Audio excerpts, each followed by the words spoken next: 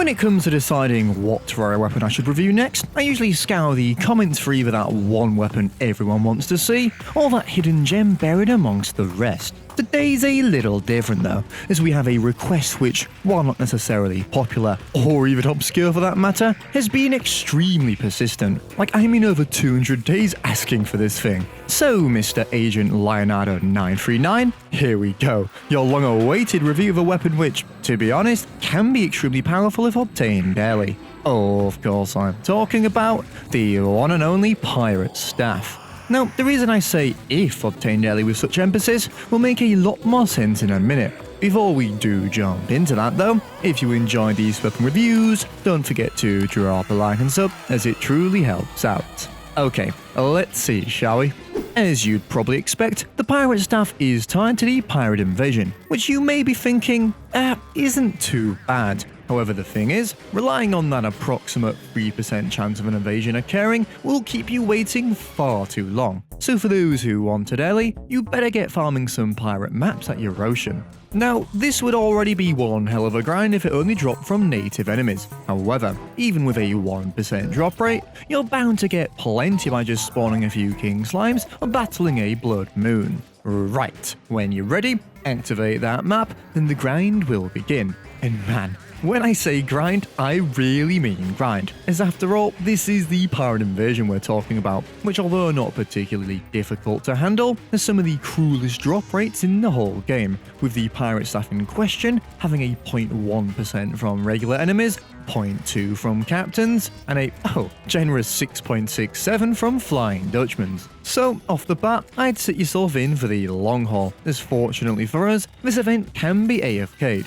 Well, sort of. You see, apart from the odd pirate's curse you'll have to deal with, you can just sit back, not quite relax, and let a pool of surface lava do most of the killing for you. And if you're not me, probably get your staff after 6 or 7 invasions. But this is Socrates, so it's only fair for me to get every other super rare drop across 12 invasions first. Seriously, what on earth is this, guys? Anyway, with me finally getting the staff to drop, let's see if it was all worth it. Already from just a stats point of view, that whopping base damage of 40 is looking real good, resulting in fantastic single target damage off the rip, which when combined with a few more summons and a whip, can dish out some of the highest pre-mech summoner damage possible.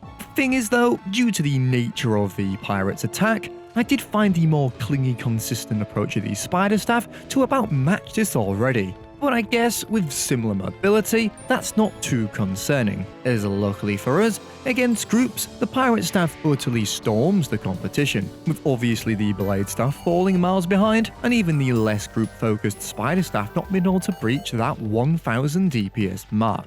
So already, this is looking like quite the group-focused summon, which is reinforced even further against this line of mummies. The only thing worth noting here is though, I did find both the Blade and Spider Staff to handle this situation similarly with ease, so let's kick it up a notch. And there you go. If this doesn't show its true power, I don't know what will, with it being able to deal huge amounts of damage to 20 or so mimics at once, now putting it slightly above the Spider Staff. The thing is though, you may still be thinking, this still doesn't seem worth the extra effort at all, as the Spider Staff really isn't that far off. However, due to the way the pirates deal damage to anything they touch, ladies and gentlemen, we've got ourselves another Destroyer Cheese weapon. This is really where the Pirate Staff starts to lead into its own, with the Spider Staff not quite being able to match such performance against its bots. But, and that's a big but, both of these weapons do unfortunately fall completely short against anything airborne, as they rely on surfaces to jump and deal their damage. So funnily enough, I'd switch it back to the Blade Staff or Sanguine Staff if you've got one for those other 2 mech bosses. So am I basically now saying that the Pirate Staff is useless past this point? Not at all, because strangely, this is totally one of these weapons which comes back for seconds later in the game, with it unironically being one of the best summoner weapons to use against Golem. And if you thought that wasn't enough of an investment, don't forget that the Pirate Staff's group performance is unmatched for when it can be obtained, giving you something to breeze for all those other events and invasions with.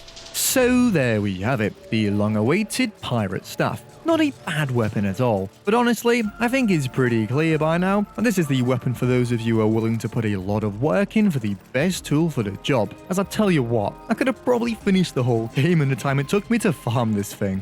This has been sockrteez, and I'll see you in the next one.